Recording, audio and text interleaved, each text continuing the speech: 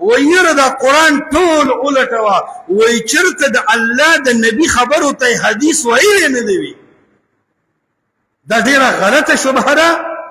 قرآن کې چې څنګه قرآن ته حدیث ویل دی د الله د نبی خبره ته هم حدیث ویل دی اللہ سبحانہ وتعالی په سورہ تحریم 3 آیت کې فرمایي واذ اصر النبي الى بعض ازواجه حدیثا وی پیغمبر علیہ السلام د خپل بیبیانو نه یو خبره پټه کړه حدیثا د پیغمبر خبره ته قرآن په قرآن کې حدیث ویل دی د پیغمبر خبره حدیث ده او دا موږ د ځان نه وایو د پیغمبر خبره ته حدیث الله په خپل کتاب کې ویل ده کني د تمام دنیاي منکرین حدیث په چلنګ ده دا خو د نت دنیا ده خپ سلسی نه زمونږ د आवाज وره بیا خمو مطالعه وکا بیا نت تراشه او وکړه دې خبره جواب چې په سورۃ التحریم کې د دې آیت نه څه مراد ده چې واذ اصر النبي الى بعض ازواجه حدیثا پیغمبر علیہ السلام بعضی بیبیانو نه یو خبره پټه کړه دا خبرې نه څه مراد ده دلته د دې حدیث نه څه مراد ده حدیث د پیغمبر خبره ته ویل دي یو نمبر 2 ته چې وای قرآن په هر خبره کې کامل دی نو دلته کوم خبره پیغمبر علیہ السلام پټه کړې ده هغه خبره ته ماته په قرآن کې وایي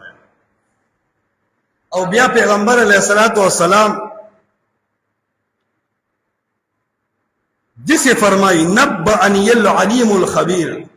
اے زما بیبیانو ستاسو د خبر او ستاسو د راز پیشنگوئی ماتا خبردار ذات کرے پیغمبر علیہ السلام چې دا ټکی وی چې زه خبردار ذات خبر کړم دا خبر په قرآن کې کوم دی چرته الله په قرآن کې ویلي دی چې پلان کې بیبي دا خبره کړې ده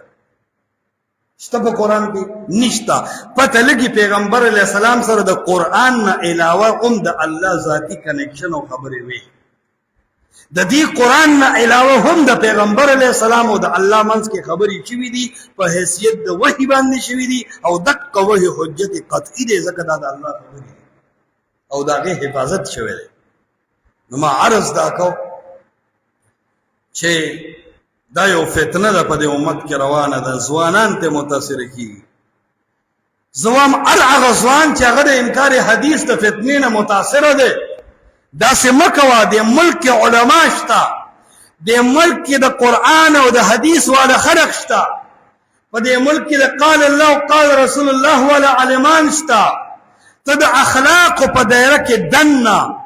خپل شبهه او خپل اعتراض د قرآن او د حدیث والا عالمانو ته ورپېښ کا زمانه پر رب العالمین باندې قسم وي طالب د قرآن پرانا کې دغه جواب درکې چې ستاله به مطمئن کیږي او ته به انکار حدیث نه متاثر کیږي ان شاء الله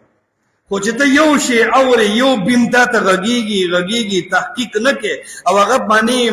معنی داله د ډکی د بخاری دی دشمن کی د مسلم دی دشمن کی چې دا بیماری تا کې پیدا کړه تاکہ په قرآن دشمنی په خپل پیدا کیږي دا بنیادی نقطه ده